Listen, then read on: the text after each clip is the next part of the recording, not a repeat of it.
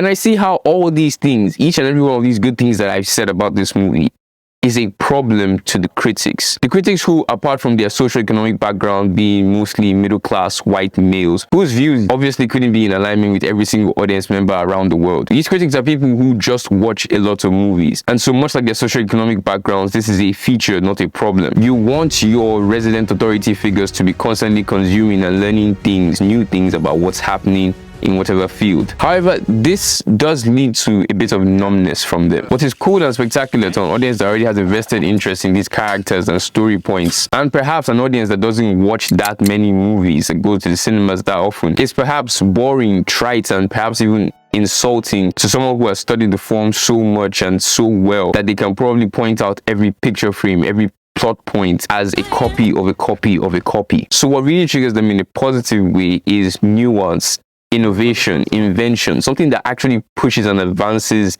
the realm of cinema rather than just the value of the movie as an entity on its own. These people aren't just throwing on a movie Saturday evening to get some rest. They are analyzing, they're nitpicking, they're coming into the cinema with their pen and pad. They're not having fun. So when you present something that is almost completely fun, I mean, they're not necessarily not having fun, but when you present something that is just completely fun and for the audience, that people that just wants to relax on a Sunday evening, Saturday evening, they will probably feel a bit disappointed. And so even if the movie is arguably terrible and disrespectful to the fan base and to the original story, a movie like The Last Jedi, for instance, the critics, if they see something in it that is relatively new and maybe even inspiring, they will like it, and a lot more than the audience. If you're a Star Wars fan, you can hate The Last Jedi all you want, but you have to be able to concede that it is one of the most brilliant looking Star Wars movies ever. I was rewatching this movie recently. It is gorgeous. And so we need to understand these things as we judge what the critics are saying about a movie. They have completely different expectations sometimes, so we have to learn to take everything with a grain of salt. And besides, the internet has not allowed criticism to be something that is heavily democratized, meaning that most people can take part in it with ease and their opinions have an equal amount of value to everyone else's.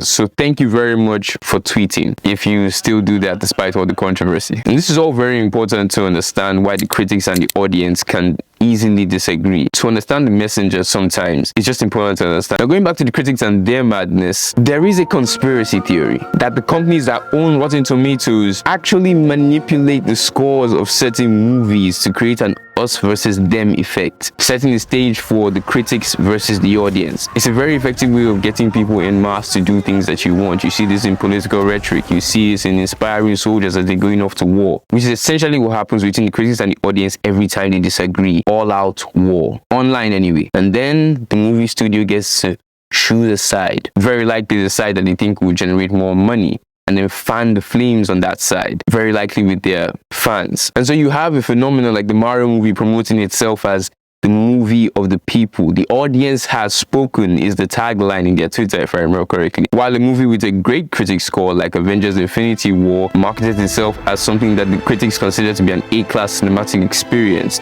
Not because the audience disagrees, but because perhaps with the critics' authority, they can get people who wouldn't usually come in and watch a certain movie because they are not a member of the fan base traditionally to that movie because they respect the critics' opinion. Critics still have that power, at least. And it's all very interesting, and it brings up a question in my head. Why is the Mario movie sitting as a cozy 59% on Rotten Tomatoes, just 1% shy of a fresh score? And it starts to seem especially diabolical when you remember that one of the movie studios that owns Rotten Tomatoes produced the Mario movie. Anyway, it's probably just conspiracy theories leading to more conspiracy theories. And don't forget, this video is sponsored by you. So if you like this video and you would like to support the channel, click the link below, go over to our Buy Me a Coffee account, leave a donation, or become a channel member and get your name in the end credits while supporting us and helping us keep making these educational, inspiring, entertaining video essays for you every single week. Bye, guys. Has a mustache just like you. Do you think I know every human being with a mustache wearing an identical outfit with a hat with the letter of his first name on it? Because I don't. Bowser is coming. Together, we are going to stop that monster. How? Look at us.